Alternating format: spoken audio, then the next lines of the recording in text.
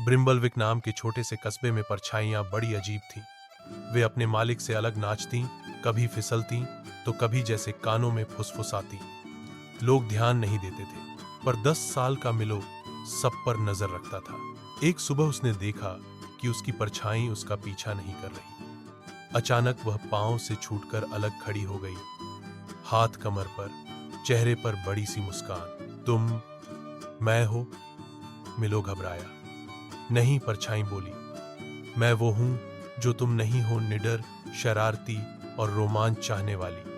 फिर वह भाग गई। उस दिन कस्बे में हंगामा मच गया। कोई कह रहा था कि मिलो ने मेयर की चिमनी हरी रंग दी, कोई बोला पाई चुरा ली।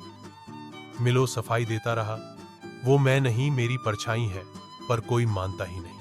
आखिरकार उसने जंगल में परछाई को ढूंढ निकाला। तुम ये सब क्यों कर रही हो? मिलो ने पूछा। क्योंकि तुम कभी नहीं करते, परछाई हंसी। तुम हमेशा डरते हो, लेकिन मैं आजाद हूं। मिलो चुप रहा। उसे मानना पड़ा, वह सच में डरपोक था, लेकिन बिना परछाई के वह अधूरा भी महसूस कर रहा था। उसने साहस जुटाया। हमें साथ रहना चाहिए। मैं सोचने वाला हूं, तुम करने वाली। अकेले हम अधूरे हैं, साथ होंगे तो समझदारी और हिम्मत दोनों होंगी। परछाई थोड़ी रुकी, फिर मुस्कुराई। ठीक है, लेकिन वादा करो कभी कभी मेरी भी सुनोगे। वादा, मिलो बोला, और परछाई वापस उसके पैरों से जुड़ गई। अब कस्बे वाले चाहे माने या न माने, मिलो बदल चुका था।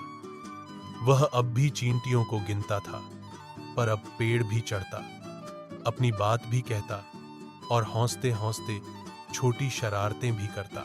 उसकी परछाई फिर कभी भागी नहीं।